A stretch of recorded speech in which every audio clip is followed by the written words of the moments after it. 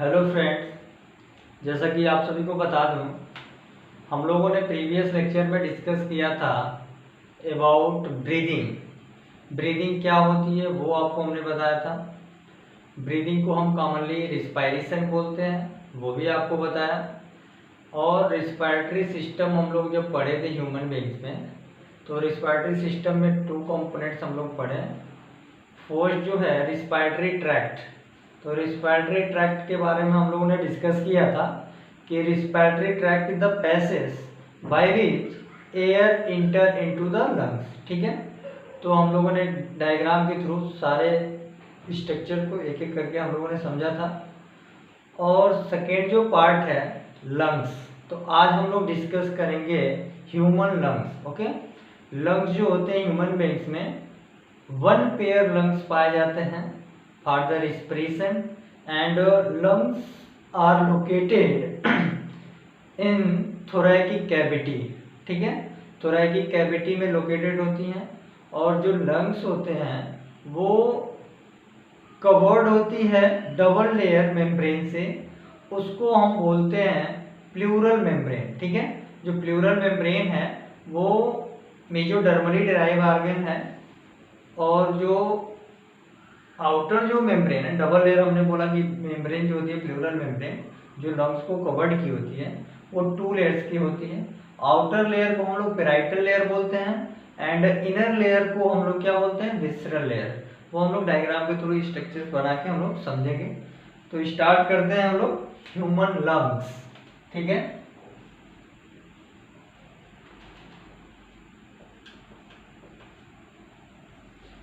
Human lungs. Human beings में 1 pair lung पाए जाते हैं। लंग्स आर प्रेजेंट, और वो थोरैकिक कैविटी में होती है।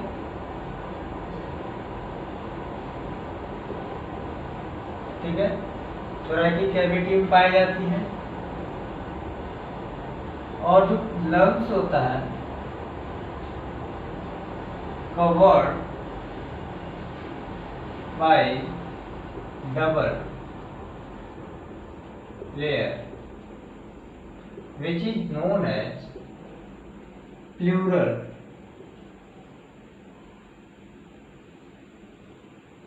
membrane।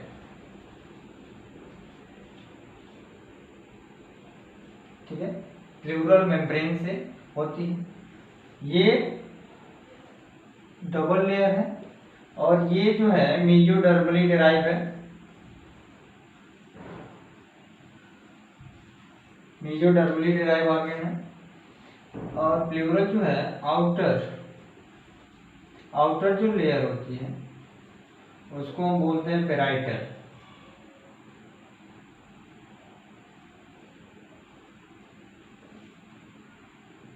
Parietal membrane. और जो सेकेंड है इनर लेयर को हम लोग क्या बोलते हैं, विसरल मेम्ब्रेन। ठीक है, जो ह्यूमन लंग है 1 पेयर लंग्स होते हैं, थोरैकिक कैविटी में प्रेजेंट होती है। Lungs is covered by double layer membrane which is known as the pleural membrane. Pleural membrane जो होती है मेसोडर्मली डिराइव ऑर्गन है। और जो प्लूरल मेम्ब्रेन है वो 2 होती हैं, outer and inner. Outer membrane को हम बोलते हैं parietal membrane, and inner membrane को हम विसरल मेम्ब्रेन बोलते हैं। इसको हम पेराइटल प्लूरल मेम्ब्रेन भी बोलते हैं क्योंकि ये प्लूरल मेम्ब्रेन है, लंग्स के जो कवरिंग किया होता है। और विसरल प्लूरल मेम्ब्रेन भी बोलते हैं इसको। ठीक है, ह्यूमन लंग्स जो होते हैं 1 पेयर लंग्स पाई जाती हैं। ये हो गया आपका ट्रैकिया।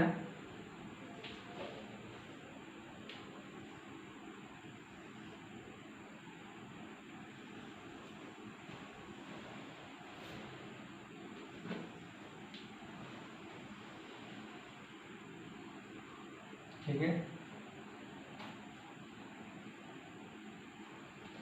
ये जो ट्रैकिया है इसमें ट्रैकियल रिंग्स पाई जाती हैं।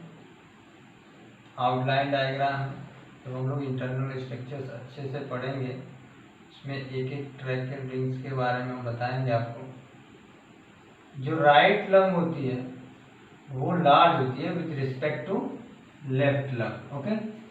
और राइट लंग जो होती है वो 3 पार्ट में डिवाइड होती है, ठीक है। और लेफ्ट जो लंग्स होती है वो 2 पार्ट में डिवाइड होती है, ठीक है। 2 पार्ट में डिवाइड होती है वो लेफ्ट लंग, ठीक है। ये जो ट्रैकिया है ये 3 ब्रांचेस में डिवाइड होती है, किसमें? लेफ्ट लंग में, ओके। 3 ब्रांच होती है इसमें।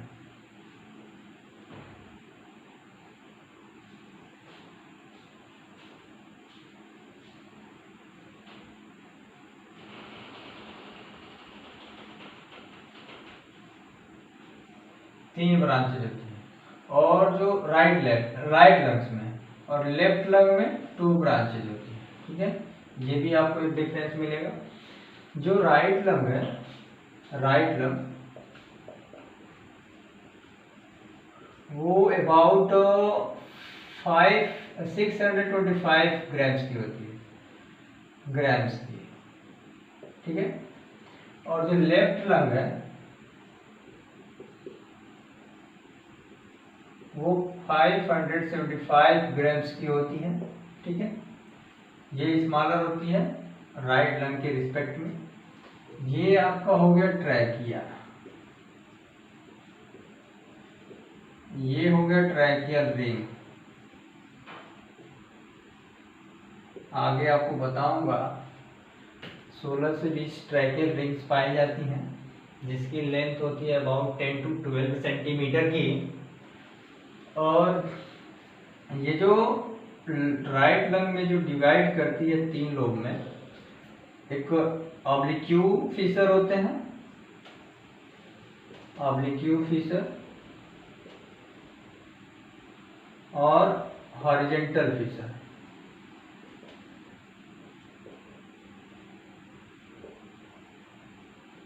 ठीक है। ये आपका हो गया अपर लोब, ठीक है। ये हो गया आपका मिडिल लोब और ये लोअर या पोस्टीरियर बोलते हैं, इसको एंटीरियर भी बोल सकते हैं, लोअर लोब, ठीक है। और लेफ्ट जो लंग है इसमें आपको केवल ऑब्लिक्यू फीचर होती है। ये अपर लोब हो गया, ये लोअर। हम इसको लेफ्ट एंटीरियर लोब भी बोल सकते हैं, लेफ्ट पोस्टीरियर लोब भी बोल सकते हैं, ठीक है। ये हो गया। और ये जो है कार्डियक नाच है,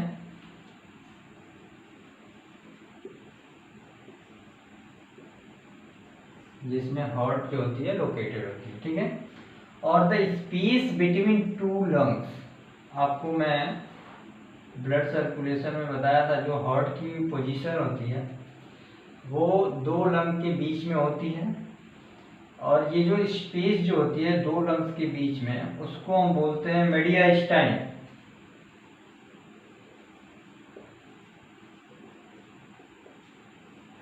मेडियास्टाइन बोलते हैं स्पेस बिटवीन 2 लंग्स को। तो ये हो गया आपका ह्यूमन लंग्स का स्ट्रक्चर्स आउटलाइन है।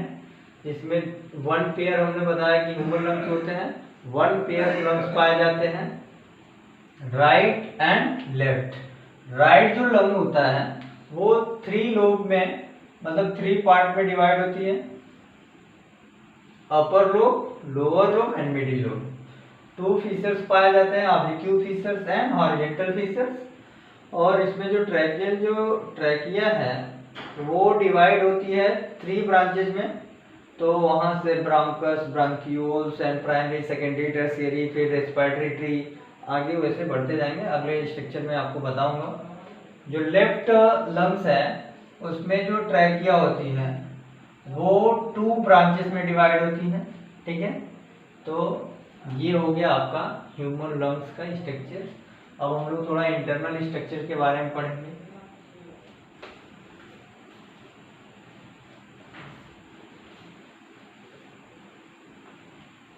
अब मैं आपको एक स्ट्रक्चर के थ्रू आपको बता दूं, जो लंग्स होता है कवर्ड होता है डबल लेयर प्लूरल मेम्ब्रेन से, तो वो आपको बता दूं मेम्ब्रेन्स के बारे में।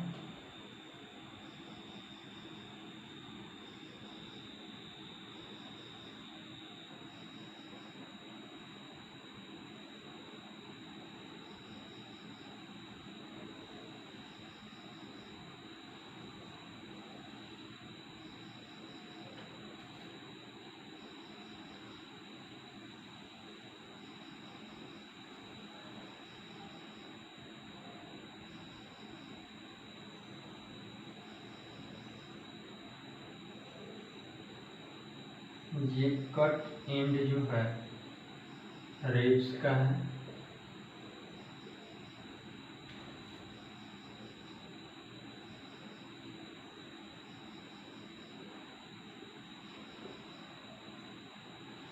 ये आपका डायफ्राम हो गया।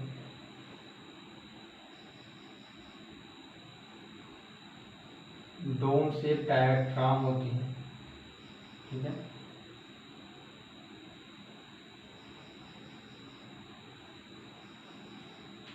ठीक है, ये जो है कट एंड ऑफ रिब्स। ठीक है, ये आपका हो गया डायफ्राम।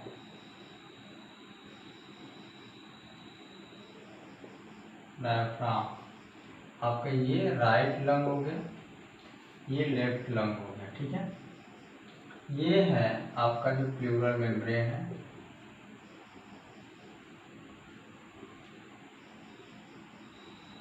ठीक है, डबल लेयर होती है और इसी मेम्ब्रेन में प्लूरल जो फ्लूइड होती है। तो ये प्लूरल कैविटी हो गई और प्लूरल फ्लूइड इसी में फीड होते हैं। ठीक है,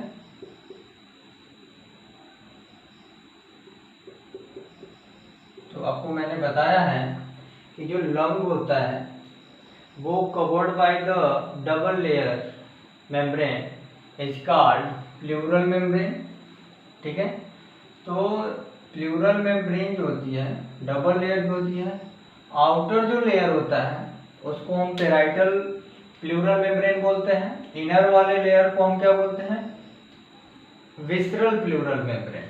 और the space, a narrow space जो होती है या कैविटी होती है between these two membrane, parietal and visceral membrane के बीच में एक नैरो कैविटी पाई जाती है, that is called pleural cavity.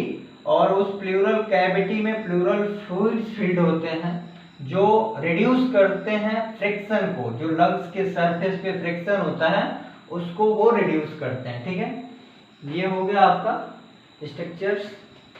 आपको दिखा दूं एक छोटे से डायग्राम में कि क्या लोकेशन है प्लूरल मेम्ब्रेन की। इस डायग्राम में आपको क्लियर दिखेगा। एक पार्ट हम लंग का बना रहा हूं, एक पार्ट बना है जिसमें आपको दिखेगा ये जो हो गई कवरिंग आपकी, ये हो गया प्लूरल मेम्ब्रेन। ठीक है,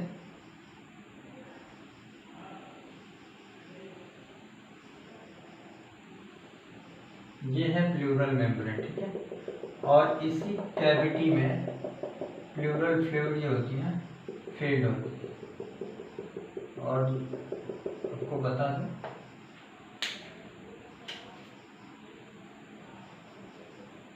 ठीक है, ये आपका हो गया दोनों प्लूरल मेम्ब्रेन।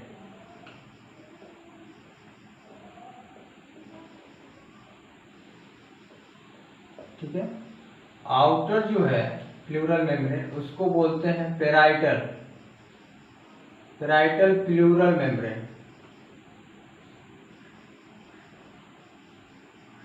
ठीक है। और इनर को क्या बोलते हैं? विसरल प्लूरल मेम्ब्रेन, ठीक है, विसरल प्लूरल मेम्ब्रेन बोलते हैं।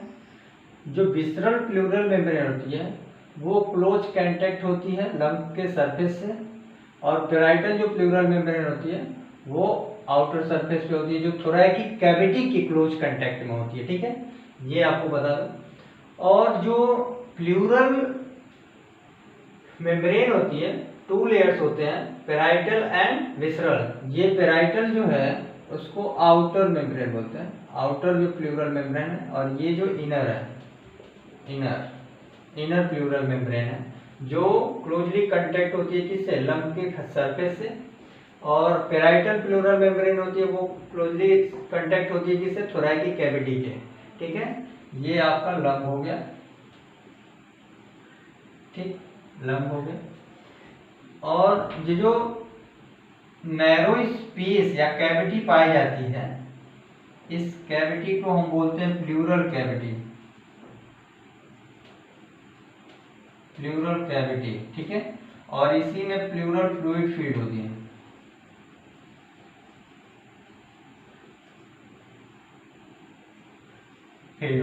ठीक है। और ये क्या करती है? रिड्यूस करती है, reduce the friction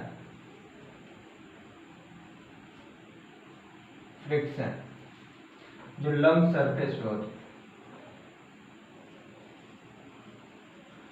lung surface के फ्रिक्शन को रिड्यूस करती है, ठीक है। तो ये हो गया स्ट्रक्चर, आपको समझ में आ गया होगा कि क्या पोजीशन है प्लूरल मेम्ब्रेन की, आउटर जो मेम्ब्रेन होती है उसकी क्या पोजीशन है, जो विसरल मेम्ब्रेन है इनर वाली उसकी क्या पोजीशन है, फ्लूइड्स फील्ड होते हैं, प्लूरल फ्लूइड होती है जो रिड्यूस करती है फ्रिक्शन को लंग सरफेस से, ठीक है। तो आपको बताया कि जो प्लूरल फ्लूइड्स होती है,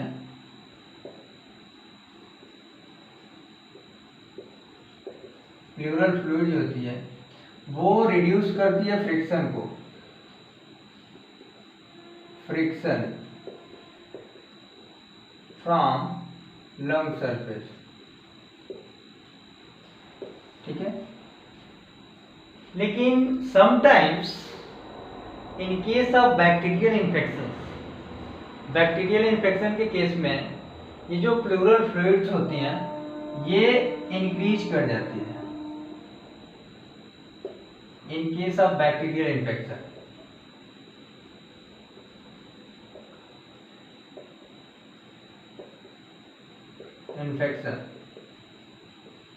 बैक्टीरियल इन्फेक्शन के केस में सम टाइम होती है, कभी कभी,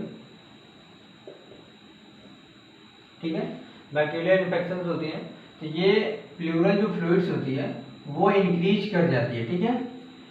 तो जो ऑर्गेनिजम्स होते हैं, organisms feels difficulty in breathing, ठीक है, organism feel difficulty in breathing.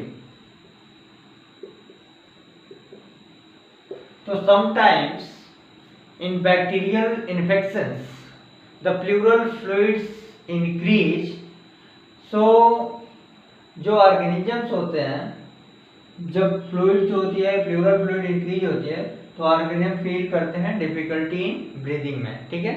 तो ऑर्गेनिज्म जो फील करते हैं डिफिकल्टी इन ब्रीदिंग, इसको हम क्या बोलते हैं? डिस्पनिया,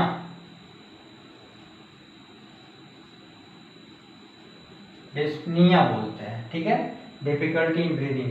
और ये टर्म जो है इसको हम प्लूरिसी भी बोलते हैं, प्लूरिसी बोलते हैं, या प्लूरिसी को ही बोलते हैं pleural effusion disease, pleural effusion या इफ्यूजिंग डिजीज बोलते हैं, या इफ्यूजन डिजीज, ठीक है। तो sometimes in case of bacterial infection pleural fluid increase, so organism feel difficulty in breathing, उसको हम बोलते हैं डिस्पनिया, और डिस्पनिया को ही हम टर्म देते हैं प्लूरिसी के नाम से, और प्लूरिसी को हम क्या बोलते हैं, प्लूरल इफ्यूजन डिजीज बोलते हैं। ठीक है, तो ये हो गया आपका। और बता दूं आपको, 2-3 टर्म्स हैं उसको मैं बता दूं, क्लियर हो जाए, क्योंकि एग्जाम्स में पूछे जाते हैं ऐसे terms. Pneumothorax, pneumothorax, pneumothorax, pneumothorax का मतलब क्या होता है, एयर इन प्लूरल कैविटी।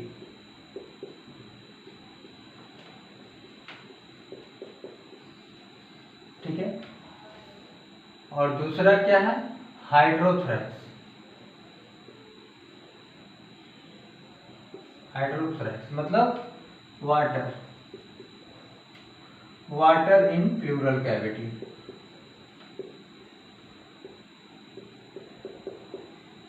ठीक है, और एक और टर्म्स है हीमोथोरैक्स,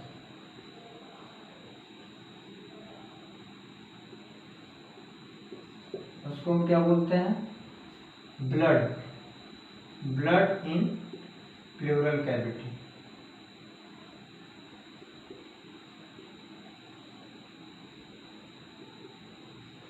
ठीक है, तो ये जो 2-3 टर्म्स हैं इसको आपको जानना चाहिए। Pneumothorax air in pleural cavity, hydrothorax water in pleural cavity, hemothorax blood in pleural cavity. अब आपको बता दूं, जो फंक्शनल एंड स्ट्रक्चरल यूनिट जो होता है लंग्स का, उसको हम बोलते हैं एल्वियोलाई। ठीक है, तो फंक्शनल एंड स्ट्रक्चरल जो यूनिट होती है, ठीक है, functional and structural unit of lung is called alveoli.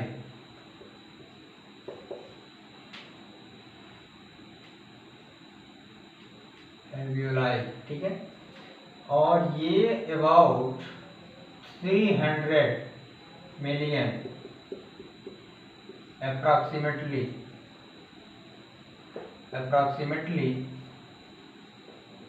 Approx ये 3 मिलियन एल्वियोलाई जो होती हैं प्रेजेंट इन बोथ लंग्स। ठीक है, तो अप्रॉक्सीमेटली 300 मिलियन जो एल्वियोलाई होती हैं दोनों लंग्स में पाई जाती हैं, और एल्वियोलाई जो है functional and structural unit of lungs होते हैं, एल्वियोलाई बोलते हैं। ठीक है, अब हम आपको इंटरनल स्ट्रक्चर्स ह्यूमन लंग्स के बारे में बता दें, उससे आपको इजीली डिटेल अगर जानकारी हो जाएगी।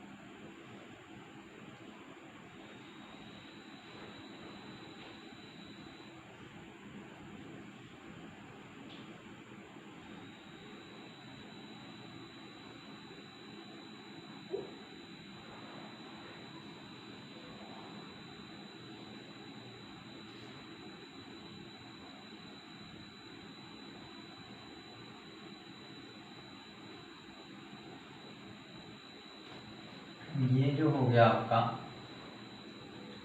ट्रैकियल रिंग्स हो गया।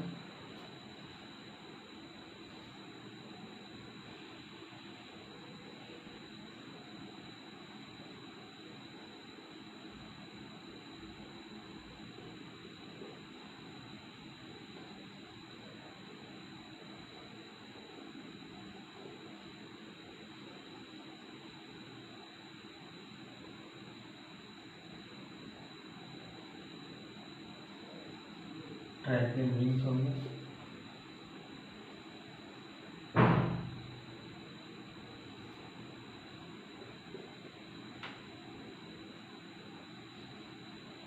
ये जो आपका हो गया ट्रैकियल रिंग,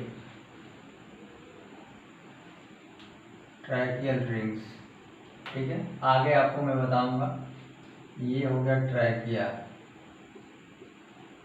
ठीक है। ये जो आपका हो गया प्राइम, ये डिस्टेंस जो आपको बता दूं 255 सेंटीमीटर की होती है और ये 5 सेंटीमीटर की होती है, ठीक है। ये प्राइमरी ब्रांकस होता है, ठीक है। ये सेकेंडरी ब्रांकस हो गया, ठीक। और ये आपका हो गया टर्शियरी ब्रांकस, और ये ब्रांक्यूल्स हो गए आपके।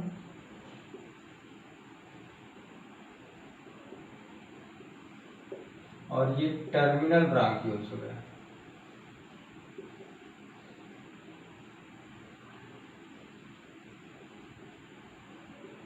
और ये आपका हो गया रिस्पिरेटरी ब्रांकियल्स।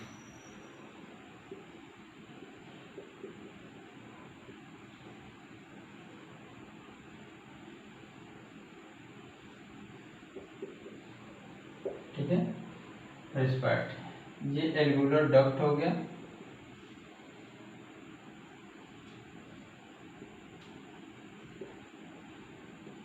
ठीक। ये आपका हो गया एट्रियम, और ये जो है एल्वुलाई, ठीक है। तो ये हो गया आपका स्ट्रक्चर्स। आपका ये हो गया प्राइमरी। फर्स्ट जो है राइट ब्रांकस है,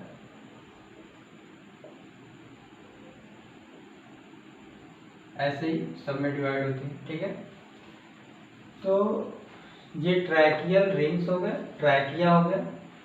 फर्स्ट ब्रांकस आपसे बताया था जो ब्रीदिंग होती है, तो ये रिस्पिरेटरी ट्रैक्ट जो आ रहा है, रिस्पिरेटरी ट्रैक्ट यहाँ पे जो है ग्लॉटिड्स होंगे, ग्लॉटिड्स, उसके नीचे लैरिंग्स, लैरिंग्स के नीचे जो होती है उसके बाद से ट्रैकियल ट्यूब जो होती है, ट्रैकियल, उस ट्यूब में ट्रैकियल रिंग्स होती हैं, ठीक है।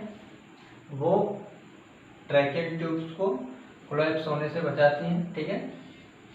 और ये जो फर्स्ट मतलब कि प्राइमरी ब्रांकस हो गया, प्राइमरी ब्रांकस जो होती है वो सेकेंडरी ब्रांकस में डिवाइड होती है। टर्शियरी, टर्शियरी से ब्रांक्यूल्स, ब्रांक्यूल्स से टर्मिनल ब्रांक्यूल्स, टर्मिनल ब्रांक्यूल्स से रिस्पिरेटरी ब्रांक्यूल्स, और फिर उसके बाद से एल्वुलर डक्ट्स में आती हैं। और एल्वुलर डक्ट्स के बाद क्या है, एट्रियम है, पाउच लाइक स्ट्रक्चर्स है, ब्रॉड स्ट्रक्चर है। उसके बाद से ये एल्वुलाई। आपको बताया कि एल्वुलाई जो है अप्रॉक्सीमेटली 300 मिलियंस होती है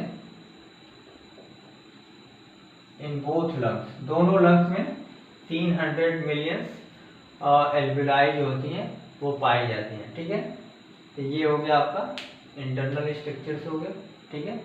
अब मैं आपको बता दूं जो ट्रैकियल रिंग होती है वो वेंट्रली तो दिखती है, सी शेप की कार्टिलेजिनस ट्रैकियल ट्यूब है, रिंग्स है, जो डार्सल साइड से इनकम्प्लीट होती है due to the presence of what, oesophagus. Oesophagus के प्रेजेंस की वजह से जो डार्सल साइड में ट्रैकियल रिंग्स है वो इनकम्प्लीट होती है। जो ट्रैकियल रिंग्स होती हैं, ये जो ट्रैकिया है इसमें ट्रैकियल रिंग्स पाई जाती हैं, सी शेप्स की होती है, जो हाइलाइन कार्टिलेज की बनी होती है, और टर्शियरी ब्रांकियोस जो ब्रांकस होता है वहाँ तक ये पाई जाती हैं। ठीक है, ट्रैकियल जो रिंग्स होती हैं टर्शियरी ब्रांकस तक पाई जाती हैं। ठीक है, और ये जो इसका स्ट्रक्चर बता दूँ आपको,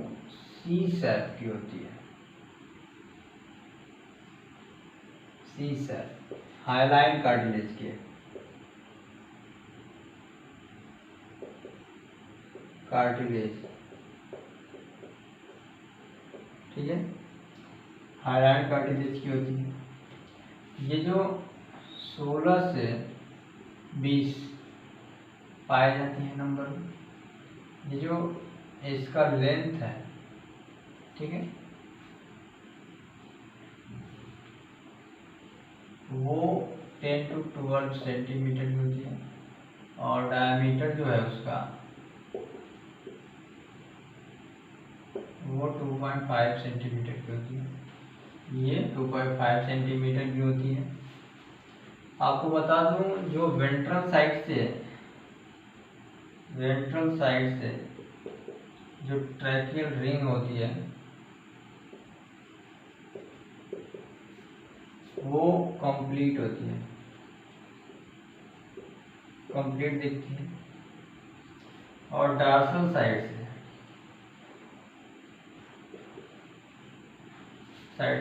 इनकम्प्लीट ट्रैकियल रिंग्स पाई जाती है।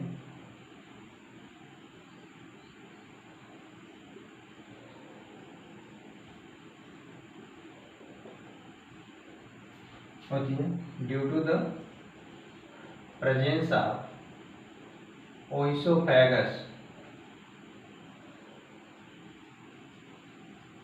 ठीक है, डार्सल साइड से जो होती है ट्रैकिया वो इनकम्प्लीट होती है due to the presence of oesophagus.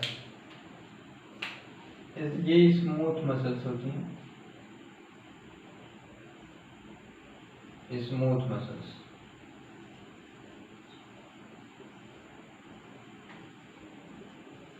ठीक है, तो डार्सल साइड से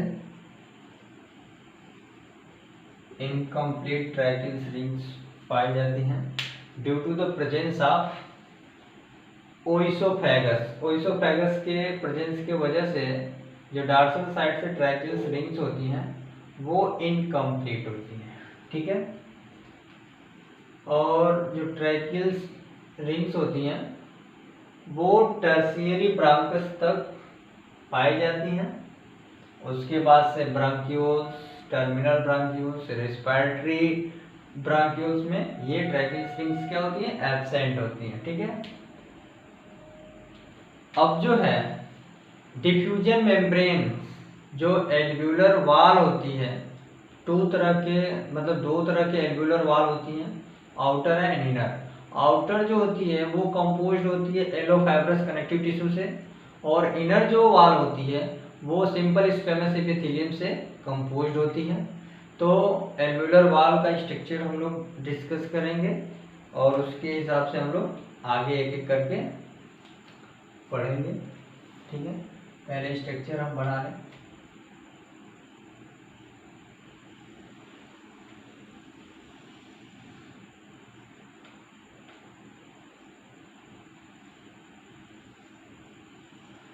ये जो first type of alveolar wall है, एल्व्यूलर वॉल टाइप फर्स्ट, जो मेनली गैसियस एक्सचेंज के लिए होती है। ठीक है, alveolar type first alveolar wall है जो मेनली गैसियस एक्सचेंज के लिए होती है। ठीक है, ये, और यहाँ पे ये एल्व्यूलर सेकेंड टाइप से होती है। ये alveolar third type of alveolar wall होती है, और ये alveolar second type of alveolar wall होती है। ठीक है,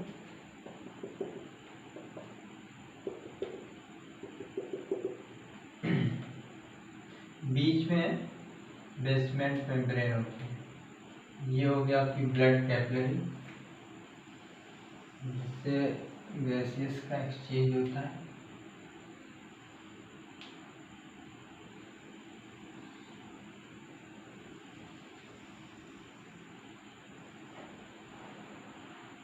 ठीक है, गैसेस एक्सचेंज होती है।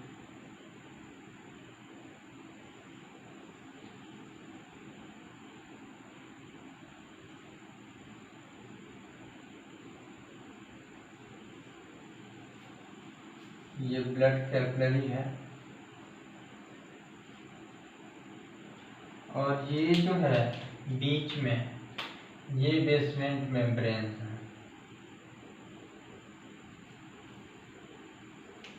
ठीक है, ये आपका बेसमेंट मेम्ब्रेन हो गया।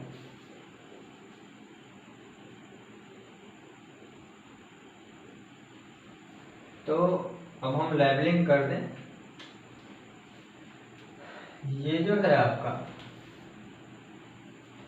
ये एल्व्यूलर टाइप फर्स्ट सेल है। ये मेनली गैसियस एक्सचेंज में काम करती है।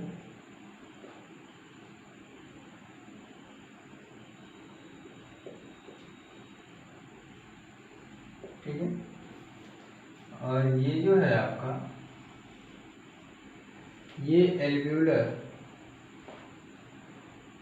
Type second cells third cells है, जो डस्ट सेल्स मैक्रोफेजेस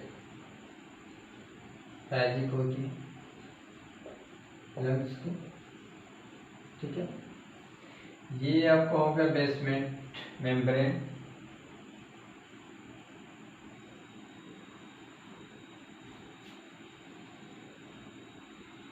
ठीक है, ये आपका ब्लड कैपिलरीज हो गई।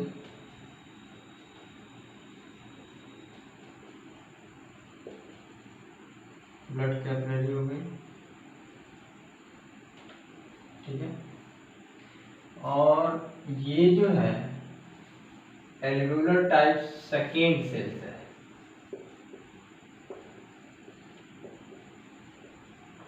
टाइप सेकेंड सेल्स, ये सिक्रीट करता है, सिक्रीट लंग सर्फेक्टेंस।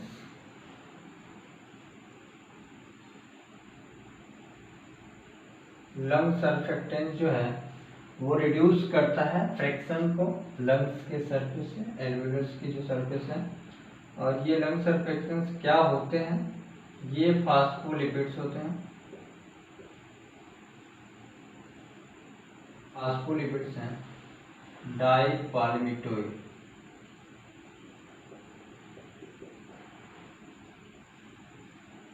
ठीक, ये लेसाइथिन होती है।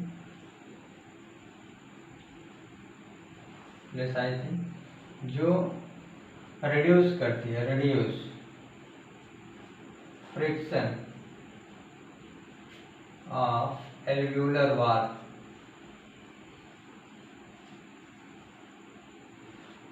एल्वुलर वाल के फ्रिक्शन को रिड्यूस करता है। ठीक है,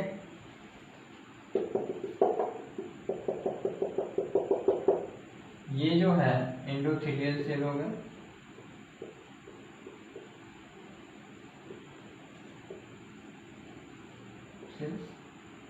और यहाँ से गैस का एक्सचेंजेस हो रही है, O2 टिश्यू में आ रही है और टिश्यू से कार्बन डाइऑक्साइड जा रही है एट्रियम में। ठीक है, एल्वुलाई में। ये हो गया आपका स्ट्रक्चर। डायग्राम बना के आपको फिर से समझा दे रहा हूँ। ये जो है बेसमेंट मेम्ब्रेन हो गई, ये वाल ऑफ एल्वुलाई हो गई, ये वाल ऑफ ब्लड कैपिलरी हो गई, मतलब ये वाल ऑफ एल्वुलाई,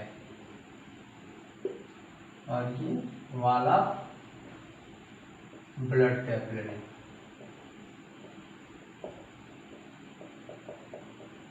ठीक है, ये आपका बेसमेंट मेम्ब्रेन हो गया।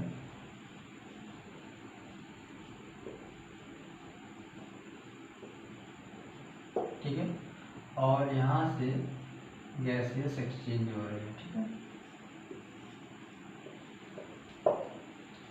जो वाल ऑफ एल्वेलाई होती है वो डबल लेयर होती है, आउटर एंड इनर। आउटर जो लेयर होती है कंपोज्ड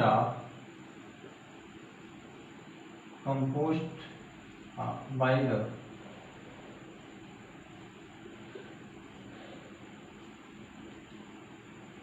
composed yellow fibrous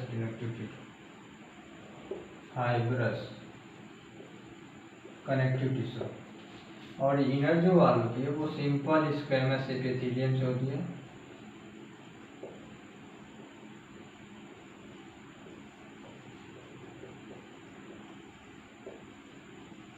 ठीक है, सिंपल स्क्वेमस एपिथेलियम से होती है। तो ये हो गया। और बता दो कि जो सिंपल स्क्वेमस जो स्क्वेमस सेल्स जो होते हैं एल्वेलाई के, उसको हम बोलते हैं न्यूमोसाइट्स। तो स्क्वेमस सेल्स ऑफ एल्वेलाई उसको हम बोलते हैं pneumocytes. Most of the pneumocyte जो होते हैं टाइपोस्ट होते हैं, जो मेनली गैसेस एक्सचेंज में रोल करते हैं, और फ्यू जो होते हैं न्यूमोसाइट सेकेंड टाइप्स के होते हैं, जो लार्ज इन साइज में होते हैं और सिक्रीट करते हैं लंग सर्फेक्टेंस को। लंग सर्फेक्टेंस जो है फास्फोलिपिड्स होते हैं, और उसको हम लेसाइथिन भी बोलते हैं। जो लंग सर्फेक्टेंस होता है वो रिड्यूस करता है फ्रिक्शन ऑफ एल्वेलर वॉल को, और जिसके कारण एल्वेलाई जो होती है वो हमेशा ऑलवेज एक्सपैंड होती है। ठीक है, और वो प्रिवेंट करती है कोलैप्सिंग ऑफ एल्वेलर वॉल। ठीक है, और आपने पढ़ा होगा एक एम्फाइसीमा जो डिजीज होती है, तो उस in case of emphysema alveoli get collapse.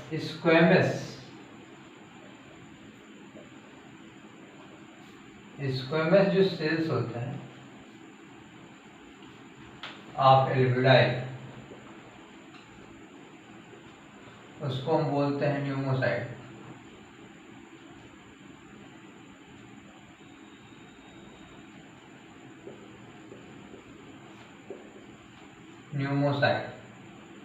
जो मोस्ट ऑफ द न्यूमोसाइट्स होते हैं, most of the pneumocyte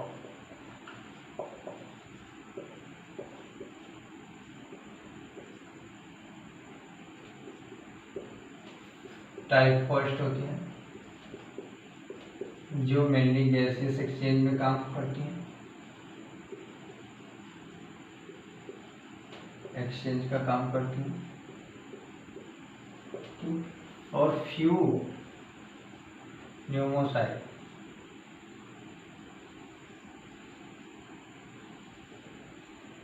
type second होती हैं, जो लार्ज इन साइज में होती हैं। ठीक है, और ये सिक्रेट करती हैं लंग सर्फेक्टेंट्स।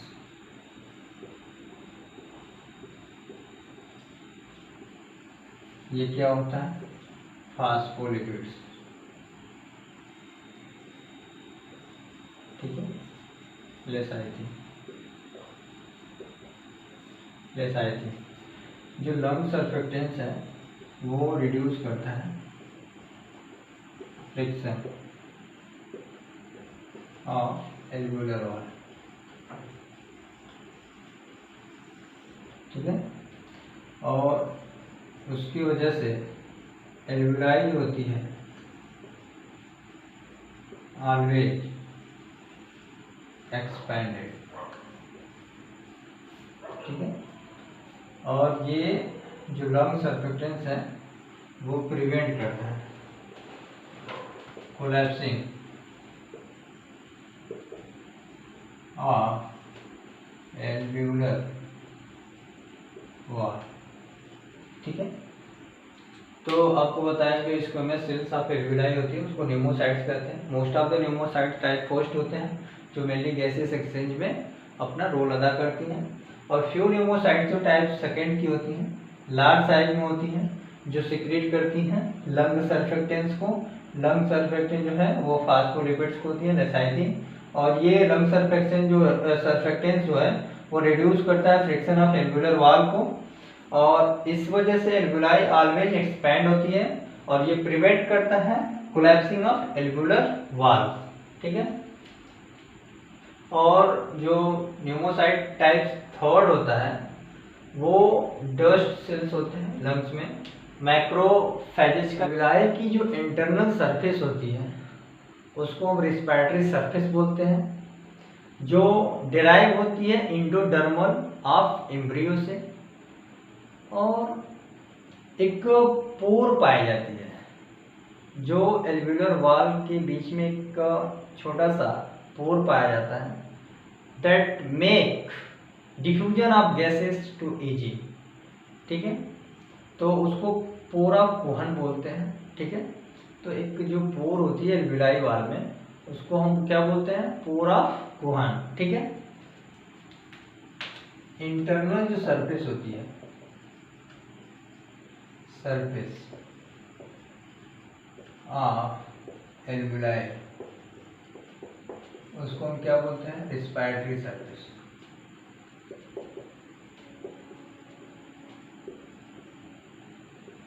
ठीक है। और ये रिस्पिरेटरी सरफेस जो है ये डिराइव होती है फ्रॉम इंडोडर्म,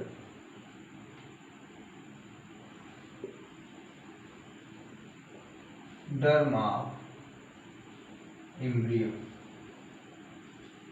ठीक है।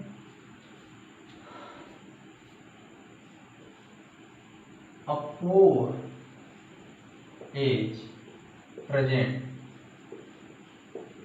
in wall of alveoli that make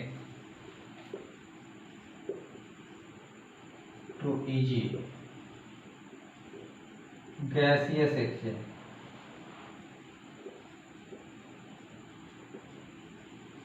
gases exchange में इजी कर दिए। उसको हम क्या बोलते हैं, पोर ऑफ कोहन, ठीक है, पोर ऑफ कोहन बोलते हैं। बता दूं आपको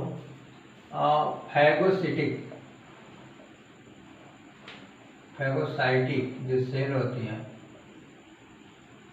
सेल्स इन एल्वुलाई, उसको हम बोलते हैं डस्ट सेल, ठीक है। और जो मैमेलियन लंग्स होता है, लंग्स वो सॉलिड होती है या spongy, they have no central cavity, ठीक है।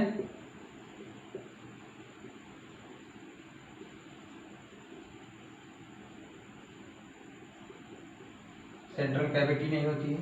और मैमेलियन लंग्स के पास मसल्स नहीं होती हैं,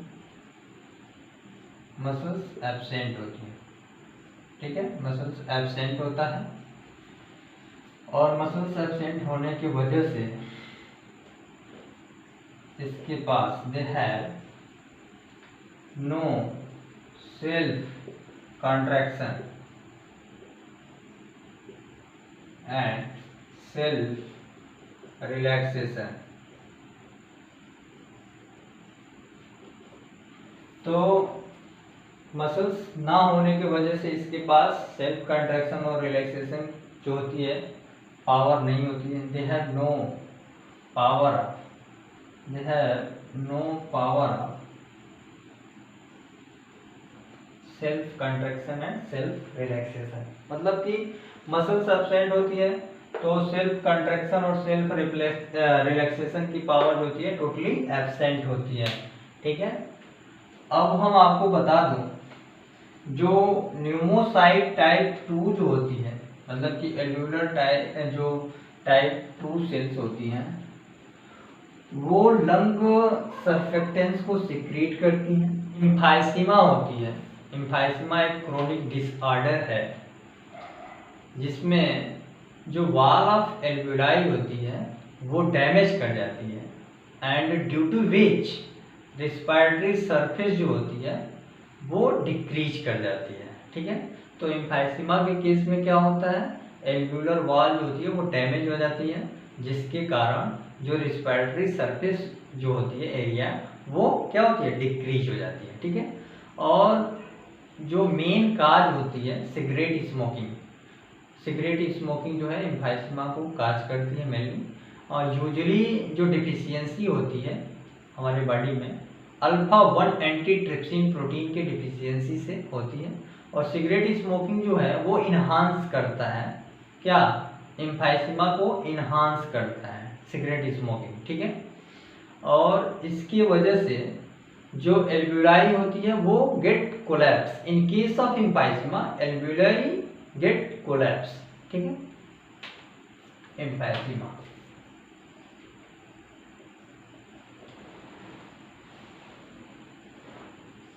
एम्फाइसीमा एक क्रोनिक डिसऑर्डर है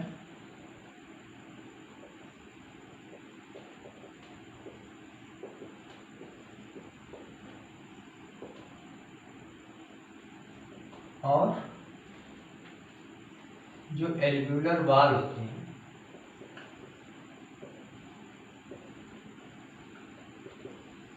गेट डैमेज और due to which respiratory surface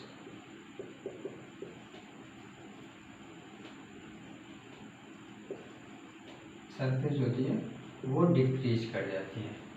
ये क्या होता है, डिक्रीज हो जाती है। ठीक है, मेजर काज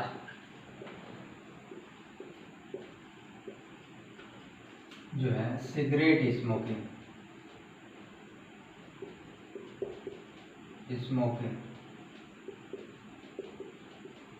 ठीक है, और ये usually deficiency of alpha 1 antitrypsin proteins, alpha 1 antitrypsin protein के डिफिशियंसी होती है। और जो सिगरेट स्मोकिंग जो होती है वो इन्हांस करता है एम्फाइसीमा को। सिगरेट स्मोकिंग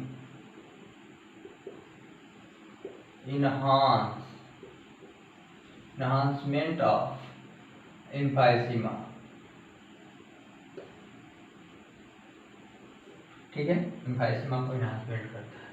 और एम्फाइसीमा के केस में एल्वुलाई होती है गेट कोलैप्स।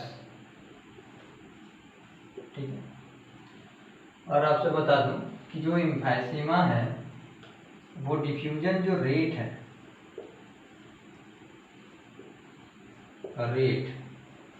वो डिक्रीज करता है ड्यू टू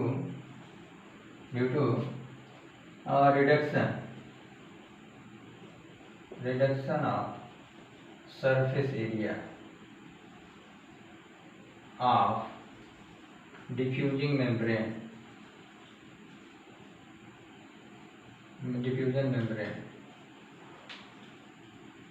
ठीक है, तो एम्फाइसीमा एक क्रोनिक डिसऑर्डर है जिसमें एल्वुलर वॉल जो होती है वो डैमेज होती है, due to which respiratory surface जो होती है वो डिक्रीज कर जाती है।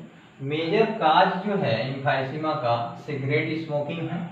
और यूजुअली ये एम्फाइसीमा जो है अल्फा 1 एंटीट्रिप्सिन प्रोटीन की डिफिशियंसी से होती है।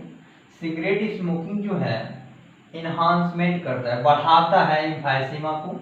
और इस केस में in case of emphysema alveoli get collapse और डिफ्यूजन जो रेट होती है, ठीक है, डिफ्यूजन रेट जो होती है वो कम हो जाती है due to the reduction of surface area of diffusion membrane.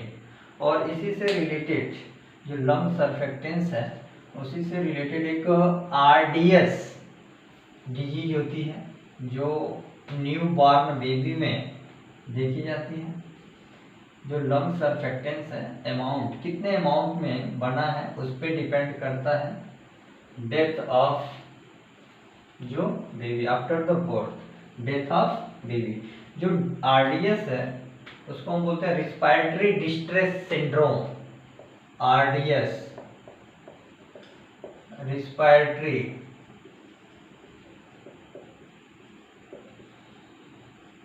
Distress syndrome.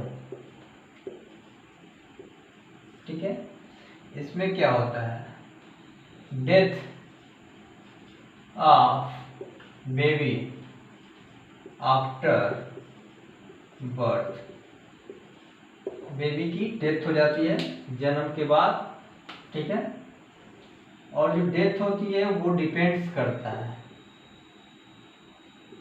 Depends upon lung surfactants.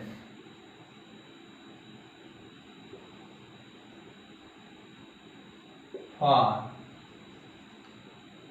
मतलब कि depends upon the amount of, जो डेथ जो होती है बेबी की वो डिपेंड करता है on amount of lung surfactants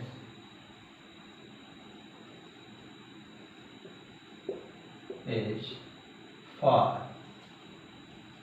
ठीक है, कितने अमाउंट में लंग सर्फेक्टेंस पाया जा रहा है, तो वो डिपेंड्स होता है कि बेबी कितने दिन तक वो लाइव रह सकता है। तो जितना अमाउंट में लंग सर्फेक्टेंस बनी रहेगी तब तक तो वो बच्चा जो है न्यूबॉर्न बेबी वो जीवित रहेगा, और जब लंग सर्फेक्टेंस की कमी होगी तो वो बच्चा इट विल बी डाइड, मर जाएगा। ओके, तो RDS is the respiratory distress syndromes, जो लंग सर्फेक्टेंस की कमी की वजह से बच्चे की जन्म के बाद मौत हो जाती है। ठीक है, ये हो गया आज का।